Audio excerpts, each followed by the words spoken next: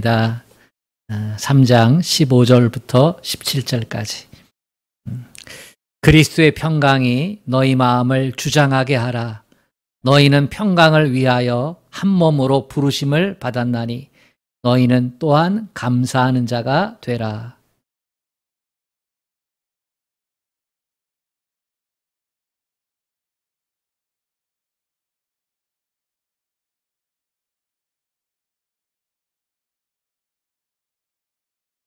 또 무엇을 하든지 말에나 일에나 다 주 예수의 이름으로 하고 그를 힘입어 하나님 아버지께 감사하라. 아멘.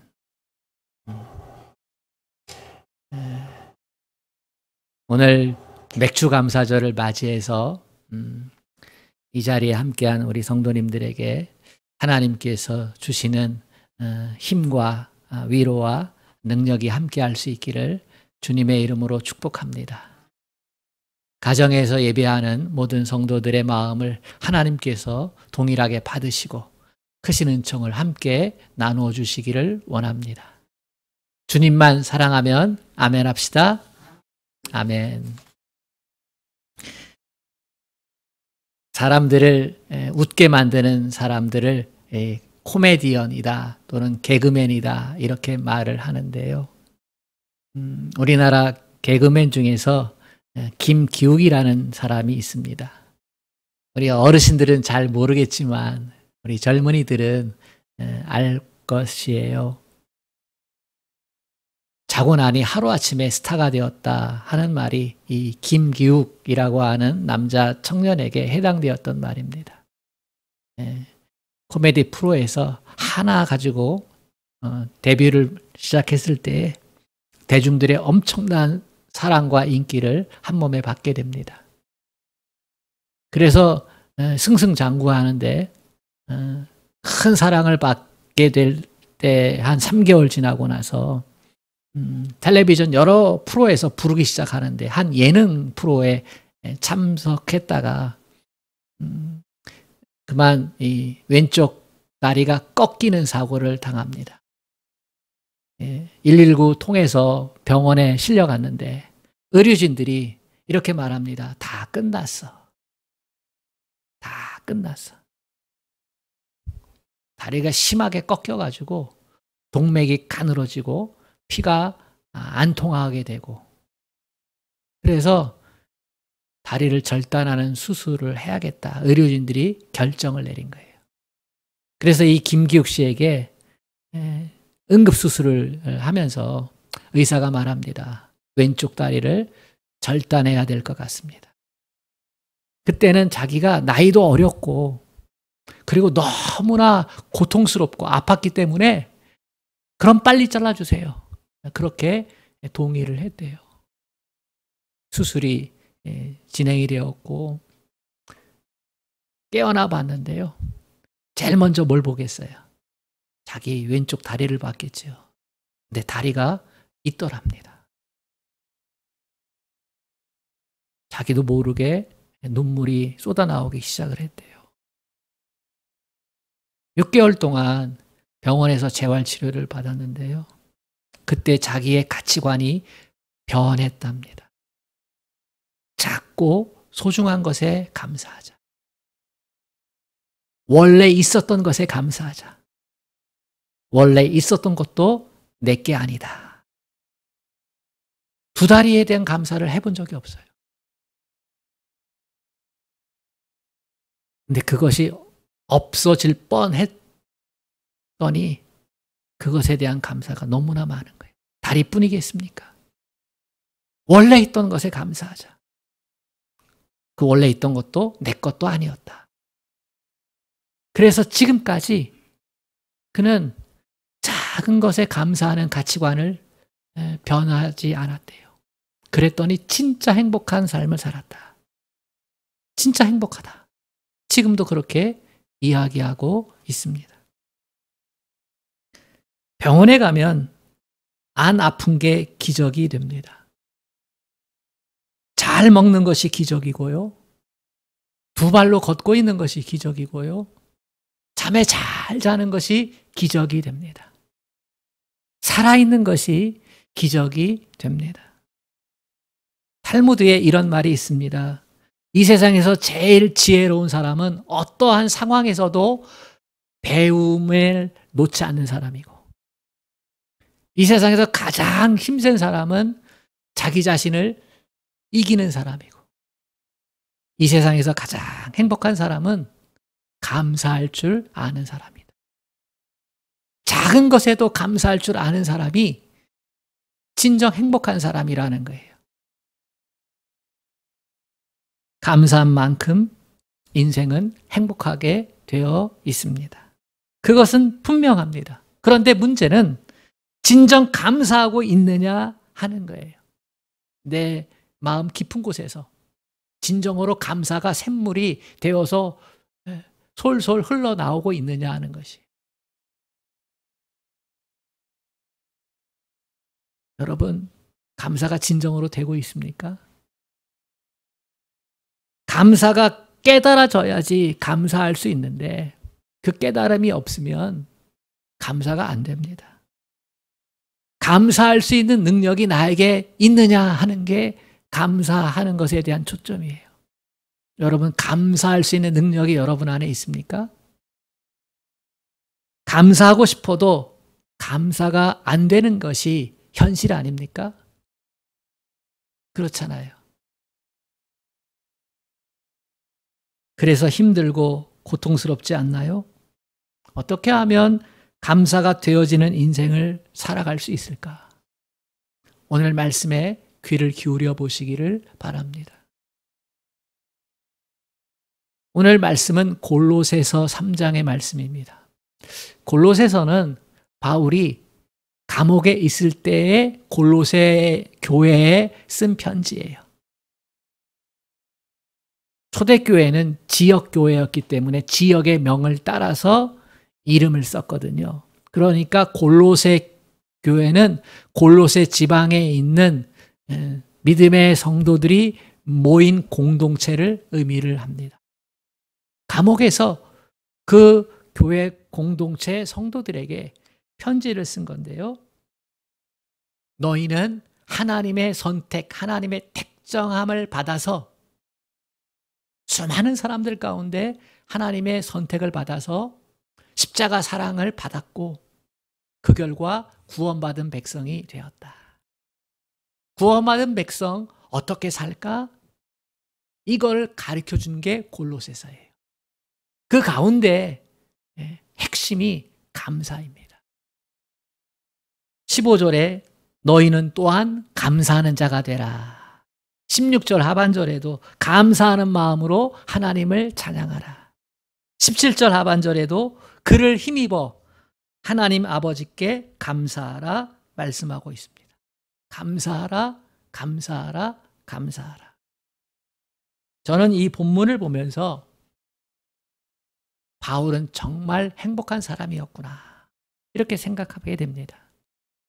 지금 바울은 감옥에 갇혀 있는 상태입니다. 모든 게 불편해요. 일단 먹는 게 불편해요. 감옥에서 인권이 존중되어지지 않는 시절 아니겠습니까? 먹을 게 얼마나 있겠어요. 늘 배고프죠. 나라를 지키기 위해서 군인이 되었을 때 30년 전에도 배고팠는데요. 지금이야 군대가 좋아져가지고 감옥에 오죽하겠어요. 잠자리는 얼마나 불편하겠어요? 그리고 얼마나 고독하겠어요? 그리고 무엇보다 자유가 없잖아요.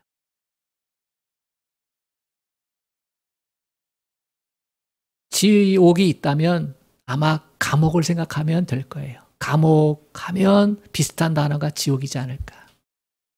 그만큼 힘든 장소예요.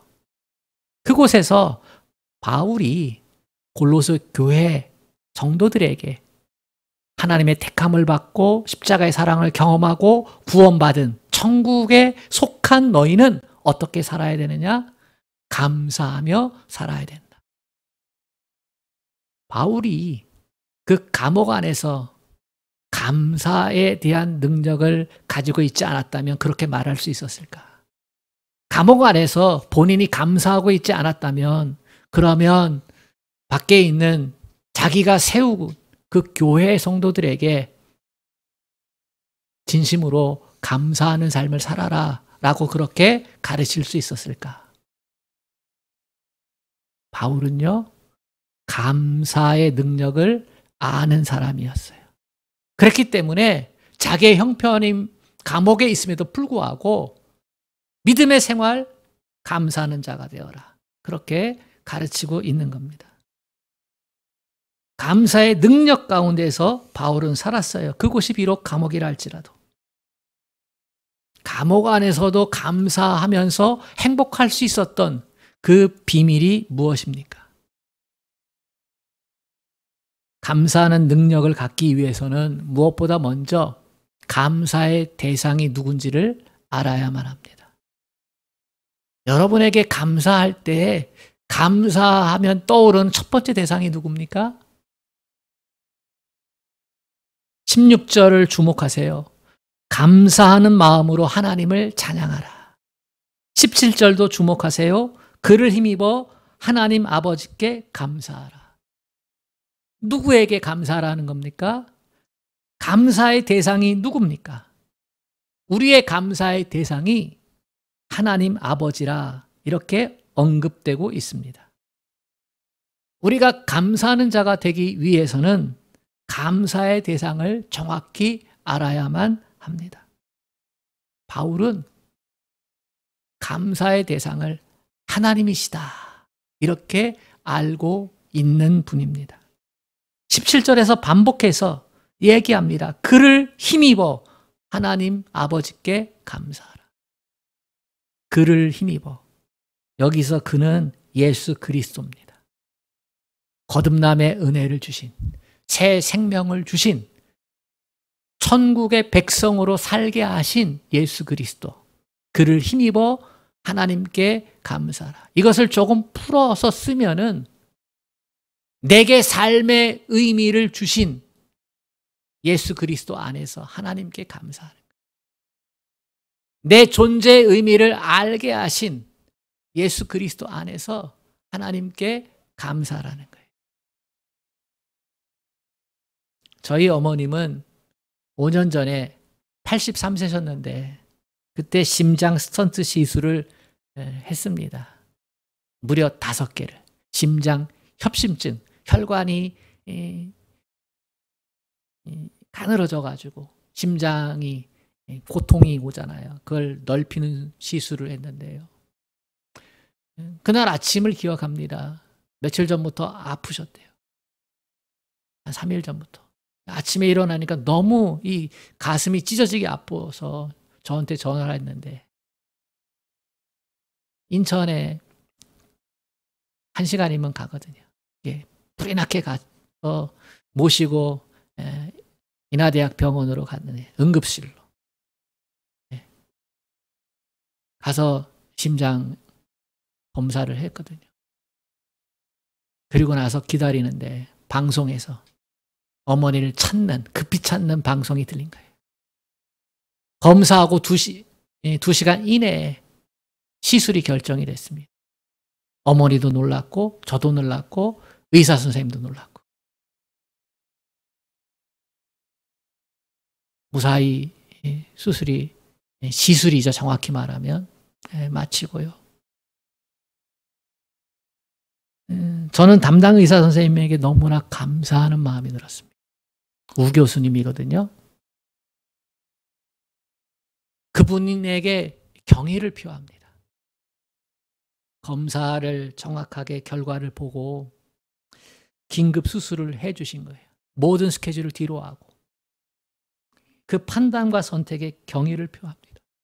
저는 정기적으로 어머니 모시고 그 우 교수님께 가서 진단을 받고 또 약을 처방받고 그러는데요. 그때마다 그분을 볼 때마다 저분 때문에 우리 어머님이 사셨지 이런 생각을 합니다.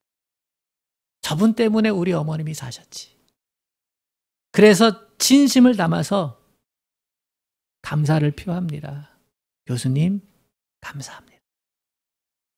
늘 짧은 한마디지만 거기에는 저의 진심이, 저의 모든 것이 담겨져 있어요. 교수님, 감사합니다. 꼭 인사합니다. 그런데 저에게는 먼저 감사드리는 분이 있습니다. 하나님께 감사를 드립니다. 그 모든 과정 가운데 역사하시고 결과를 도출해내신 하나님의 역사를 믿기 때문입니다. 하나님께서 그 모든 과정 가운데 함께 하셨구나. 바울은 이방인의 사도가 되어서 아시아, 유럽, 로마 이렇게 복음을 전했잖아요. 그리고 교회를 세웠습니다. 오늘날 서구 기독교가 바울 한 사람에 의해서 그렇게 세워져 간 거예요. 그때 바울이 이렇게 말합니다. 나는 심었고 아볼로는 물을 주었고 자라게 하신 분은 하나님이시다. 무슨 말입니까? 겉으로 보면 바울이 다 한 거예요. 매 맞아가면서 타고 가던 배가 파산하고 때로는 돌에 맞아 죽었다가 다시 살아나고 온갖 핍박과 조롱 가운데서 복음을 전하고 그렇게 해서 하나님께 돌아오는 수많은 영혼들을 통해 교회를 세워가게 한 것. 겉모습으로 보면 바울이 다 한 거거든요. 근데 그게 아니라는 거예요. 내가 다 했다 할 수 있지만 그렇게 안 하는 거예요. 나는 심었고 아볼로는 물을 주었고 자라게 하시는 것은 하나님이셨다. 바울이 복음 전했지요. 그런데 바울이 복음 전하고 예수를 영접한 사람들이 다시 우상에게 가지 않고 다시 하나님 떠나지 않게 말씀으로 양육했던 사람이 아볼로였어요. 또 아볼로뿐만 아니라 바울의 주변에 바울이 복음을 잘 전하기 위해서 기도로 물질로 후원했던 수많은 사람들이 있었다는 거예요. 로마서 16장에 보면 한 30여 명의 사람들이 이름이 언급되어 있어요. 나를 위해 자기 목숨을 내놓을 수 있었던 사람의 이름. 자기의 육신의 어머니는 아니지만 자기의 어머니처럼 그렇게 자기를 돌보고 사랑했던 어머니들이 많았다는 거예요. 자기와 함께 감옥에 갇혔던 사람들이 있었다는 거예요. 무엇보다도 자기가 낙심하고 힘들고 고독할 때 여러분 선한 일하고 좋은 일 하면서 걸어가는 사람에게 그 선각자에게는 항상 아픔이 있잖아요. 그때마다 낙심해서 다시 일어나게 하는 하나님의 역사가 있었다는 거예요. 마음을 새롭게 하고 다시금 용기를 갖게 하고 때로는 성령의 역사를 통해 기적을 행하게 하고 했던 하나님의 손길이 있었다는 거예요. 보이지 않는 수많은 사람들의 기도와 하나님의 손길이 있었다는 거예요. 이게 은혜예요. 내가 다 했다 하면 감사가 없어요. 내가 다 했다 하는 사람에게는요, 감사가 없어요. 가장이 내가 아침부터 새벽부터 밤늦게까지 일해서 내가 다 해서 그래서 이 가정을 먹여 살린 거야 하면 감사가 없어요. 아내가 쥐꼬리같이 작은 봉급 가지고 내가 아끼고 살피고 해가지고 저축하고 견뎌내가지고 이만큼 부를 이뤘다. 내가 다 했어 하면 감사가 없는 거예요. 행복하지 않은 거예요.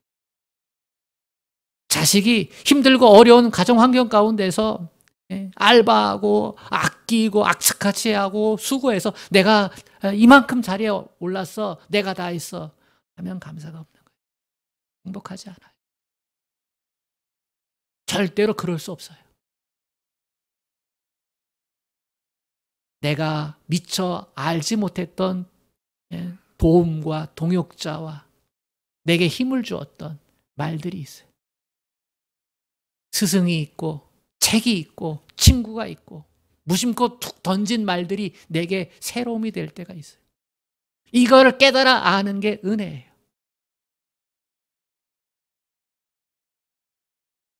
바울은 이 은혜를 알았어요. 바울은 감옥 속에서 이것이 더 크게 느껴졌어요. 아, 그렇구나. 그래서 감옥 안에서도 감사할 수 있었고 감사를 가르칠 수 있었어요. 감옥의 그 열악한 환경에서도 천국을 누릴 수 있는 사람이 되었어요. 감사의 능력이요, 그 환경에서도 천국을 경험할 수 있게 만들어요. 얼마나 귀해요? 과정도 중요하고 결과도 중요하지요. 열매가 얼마나 중요합니까? 하나님께서 열매 맺는 은혜를 주셨기 때문에 전도가 되어지고 교회가 세워졌다. 이 사실을 알았기 때문에 감사하는 자가 되고 행복한 사람이 될 수 있었습니다. 여러분, 여러분의 삶이 평안합니까? 여러분이 건강하게 생활하고 있습니까? 하시는 일이 잘 되고 있습니까? 자녀들이 잘 자라며 복된 생활을 하고 있습니까? 모두가 하나님의 은혜요, 하나님의 돌보시는 축복이 있음에 감사하시기를 바랍니다. 만약에 내가 생각했던 것보다 힘들고 삶이 무겁고 고통스럽습니까?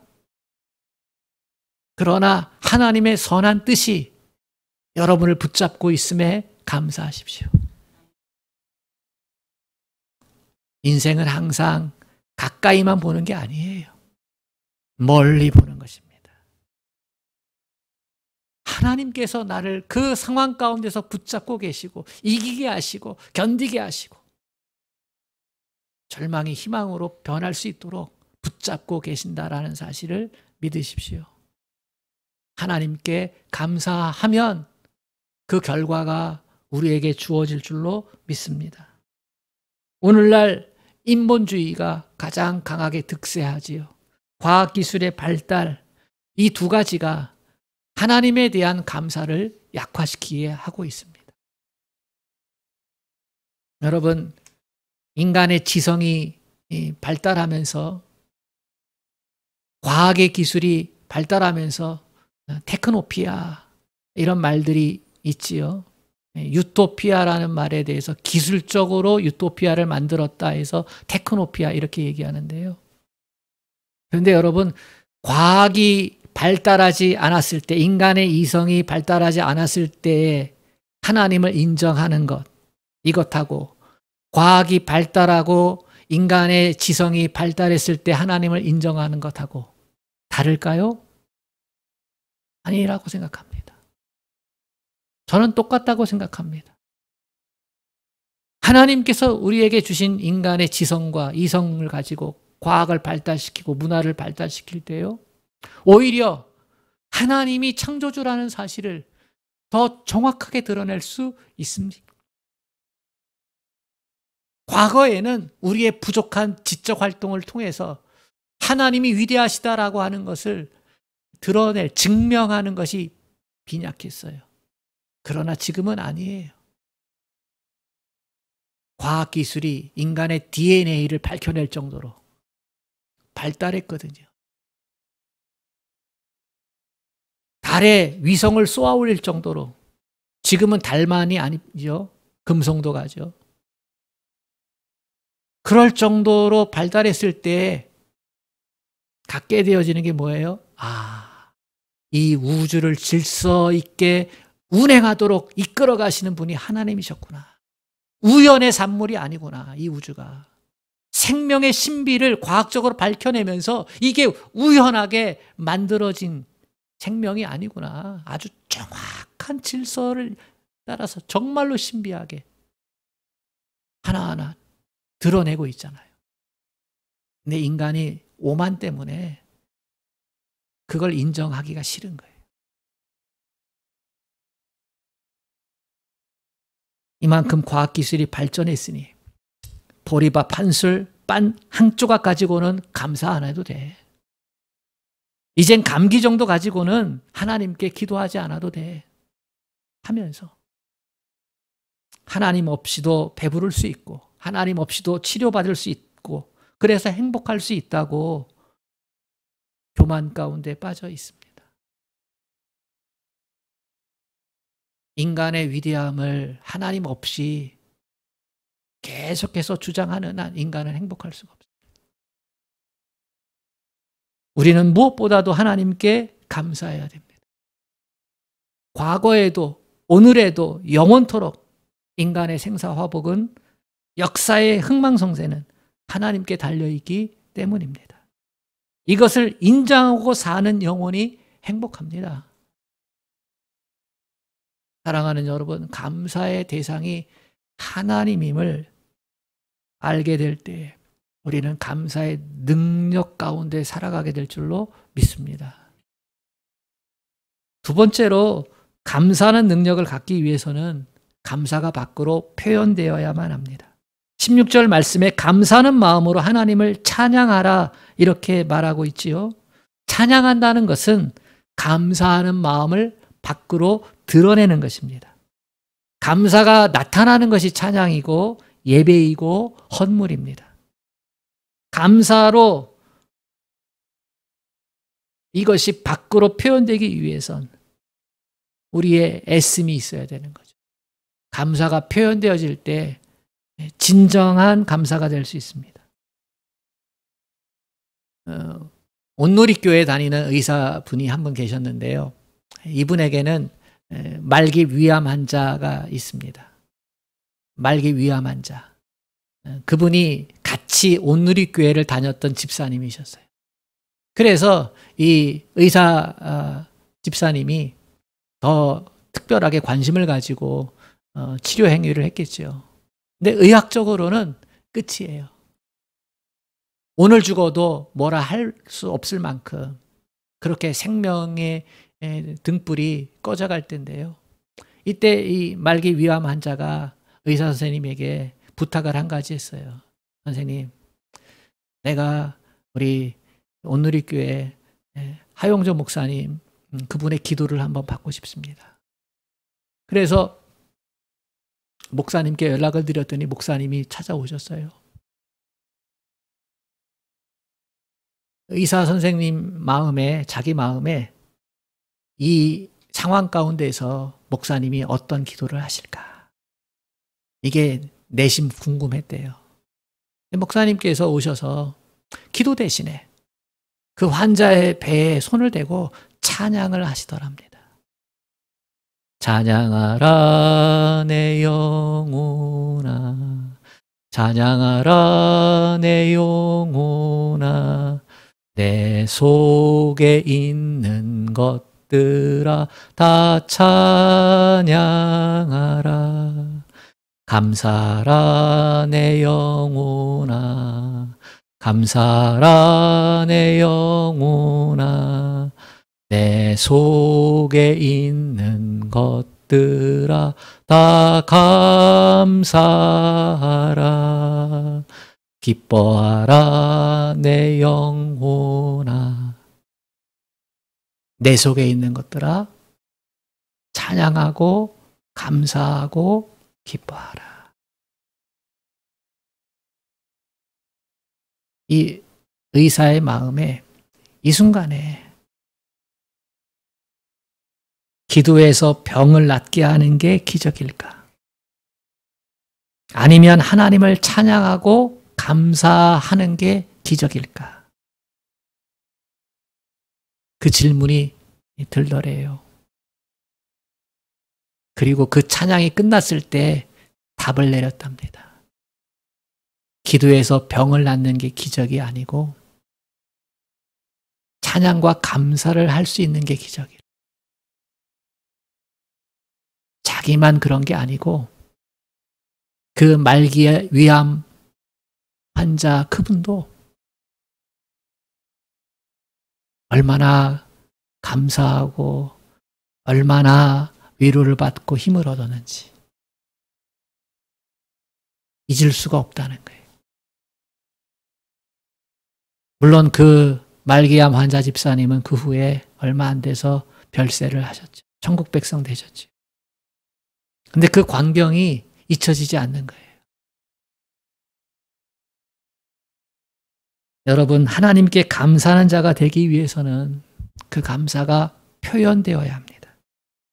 감사하는 마음으로 하나님을 찬양하고 감사하는 마음이 있으면 당연히 하나님을 찬양해야 합니다. 마음에 감사하는 마음이 있는데 표현하지 못하면 그것이 무슨 의미가 있겠습니까? 사랑도 표현되어야 사랑이고 감사도 표현되어야 감사입니다. 그래서 출애굽기 23장에 보면 이스라엘 백성이 지켜야 할 세 가지의 절기를 하나님께서 요구하세요. 모든 남자는 1년에 3차례 하나님 앞에 모여라. 절기를 지키라는 거예요. 또 하나는 빈손으로 내 앞에 나오지 말라 하는 거예요. 요약하면 이스라엘의 모든 남자가 모여서 예배를 드리고 예물을 드려서 하나님께 감사의 마음을 표현하라는 겁니다. 감사는 예배로 표현되어야 하고 찬양으로 표현되어야 하고 예물로 표현되어야 합니다. 이렇게 밖으로 드러난 감사가 진정한 감사가 되고 그를 통해서 행복한 인생을 살아갈 수 있습니다. 사랑하는 여러분, 감사를 하나님께 표현해 보세요. 그리고 여러분의 주위에 있는 분들에게 감사를 표현하세요. 감사를 표현하기 위해서는 정성을 쏟아야 되거든요. 말 한마디를 하더라도 어떻게 감사의 표현을 할까? 선물을 준비해도 어떻게 정성의 마음을 담아서 감사를 표현할까? 고민하게 되고 마음을 쏟게 되어지고 그 과정에서 내가 행복해져요. 신혼부부들이 하는 얘기가 있죠. 결혼식 당일이 행복한 게 아니라 결혼식을 준비하는 과정이 힘들지만 그때가 가장 행복했다고. 선물을 밖으로 표현하기, 감사를 밖으로 표현하기 위해서 준비하는 시간들이 사실은 행복한 거예요. 그리고 그러한 감사가 표현되어진 선물을, 표현을 받는 사람이 또 얼마나 행복하겠어요. 저도 표현에 서투른 사람이에요. 우리 자녀가 취업을 하고 선물을 하나 했는데요. 정말로 기뻤지요. 어떻게 안 기쁠 수 있겠어요. 근데 감사 표현이 서툴러. 감사 표현을 잘하는 것도 행복이다. 표현을 해야 됩니다, 여러분. 손을 잡고 한번 표현해 보세요. 작은 선물을 준비해서 표현해 보세요. 그때 행복이 찾아옵니다. 두 번째는 감사하는 능력을 갖기 위해서는 감사의 마음이 표현되어야 된다고 했는데요. 이것을 잘하면 우리에게 감사가 감사를 가져온다라는 사실을 깨닫게 됩니다. 그것이 세 번째 능력입니다. 감사에는 축복이 담겨져 있다는 거예요. 하나님께 감사하는 자가 되라고 하신 이유는 우리가 받을 축복 때문입니다. 여러분이 감사하는 것 가지고 거기서 머무시겠어요? 아니면 더 많은 감사거리가 생기기를 원하시겠어요? 당연히 더 많은 복을 받아서 더 많은 감사거리가 생기기를 바라잖아요. 그러려면 감사를 잘해야 합니다. 감사하지 않으면 감사를 잃어버리게 되기 때문입니다. 앞에서 말씀드린 대로 하나님께서 왜 이스라엘 남자들에게 1년에 3차례씩 하나님 앞에 모여서 예배하게 하라 하셨을까? 3차례는요. 3가지의 절기를 지켜라 라고 하는 건데요. 첫 번째 지킬 절기는 무교절입니다. 무교절은 유월절과 함께 묶여 있거든요. 애굽에서 출애굽한 것을 기념해서 지키는 절기예요. 구원받은 것, 노예 백성에서 자유인이 된 것에 대한 감사예요. 죄의 노예가 되고 권력의 노예가 되었던 그들에게 자유와 해방을 주셨던 그 출애굽의 은혜를 기억하고 감사하라는 거죠. 두 번째, 맥추절을 지키라고 했어요. 오늘 우리가 지키는 이 맥추절이잖아요. 맥추절은요, 하나님께서 주신 땅에 자유인이 되어서 하나님께서 주신 그 약속의 땅, 가나안 땅에 들어가서 처음으로 거둔 첫 열매가 보리였어요. 그 첫 열매를 주신 것에 대한 감사, 첫 것에 대한 감사예요. 우리는 농사를 안 짓기 때문에 내가 보리를 거뒀나? 내가 보리 농사도 안 짓는데 무슨 맥주감사절을 지켜? 라고 생각할 수 있지만 맥주감사절은요, 첫 것에 대한 감사예요. 내가 이 일에서 처음 열매를 거둔 것에 대한 감사. 그것을 하나님이 은혜로 얻게 하셨다는 거예요. 그리고 세 번째 절기는요, 수장절이에요.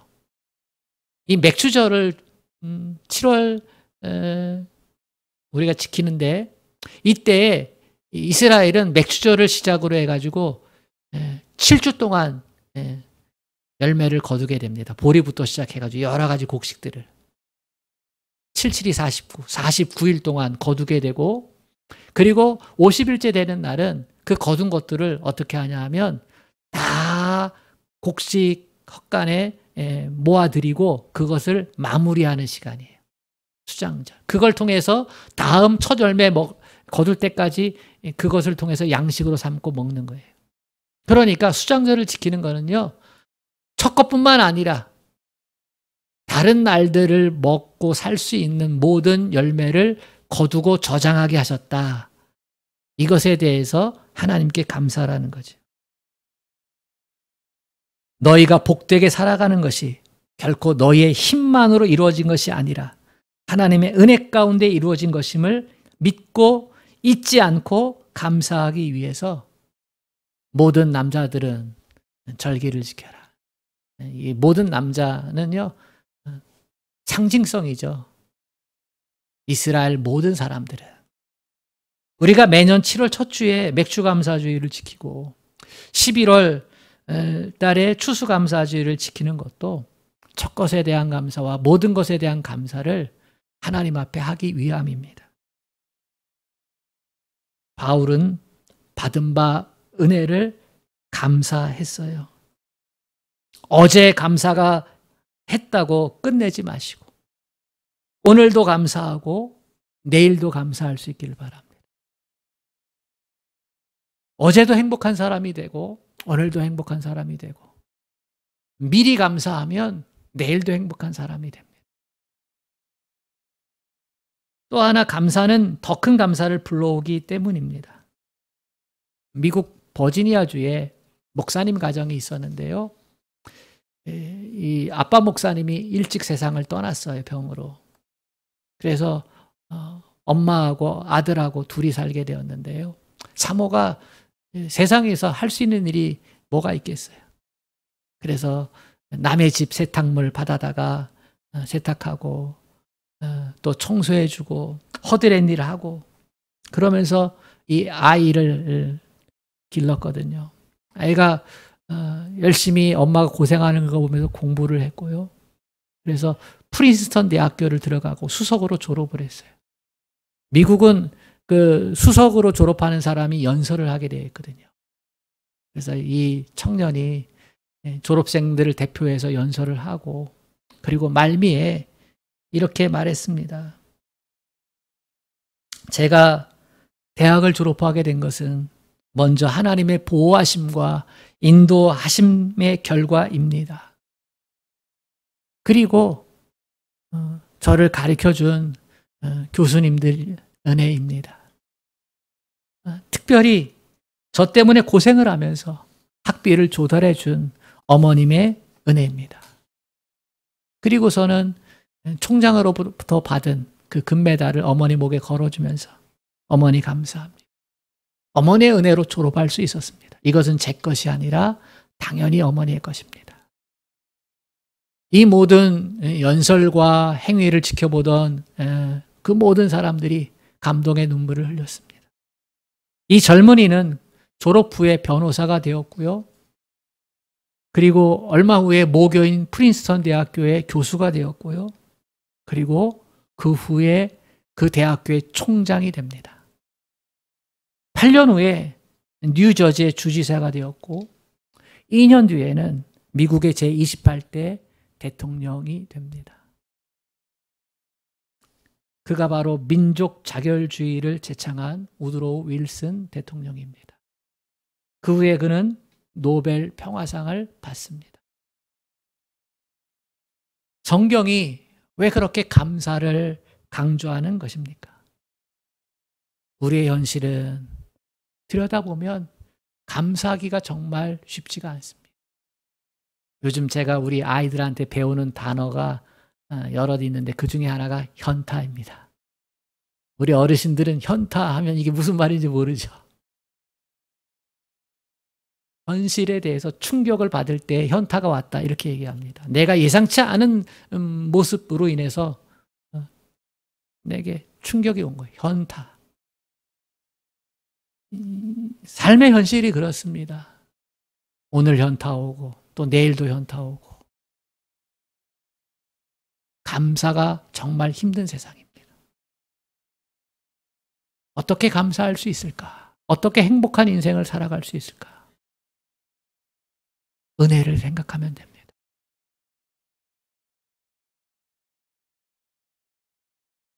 내가 다 했다 생각하지 마세요. 내가 다 할 것이라고 생각하지 마세요. 은혜가 있습니다, 여러분. 예수 안에서 주시는 하나님의 은혜가 있습니다.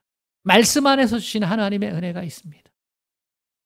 그리고 더불어 살게 하신 존재들을 통해서 내게 주시는 은혜가 있습니다. 내가 모르는 사람을 통해서도 은혜 받고 살아가는 것이 우리네 인생입니다. 하나님이 감사의 대상이 될 때 우리는 감사의 능력을 갖게 되어집니다. 감사를 표현할 수 있게 되고 그 감사가 우리의 삶을 지배하고 다스리게 될 때 커다란 복을 가져오게 되는 줄로 믿습니다. 사랑하는 여러분, 감사의 능력을 사모하세요. 그리고 감사의 주인공이 되세요. 그러면 진정으로 행복한 인생을 살아갈 수 있습니다. 좋으신 하나님 아버지, 첫 것을 허락하신 하나님의 은혜를 감사하며 맥주감사주의를 지킵니다. 하나님, 이 시간에 우리에게 감사의 능력을 허락하여 주옵소서. 은혜를 깨달은 자가 감사할 수 있고 감사의 신비한 능력의 주인공이 될 수 있습니다.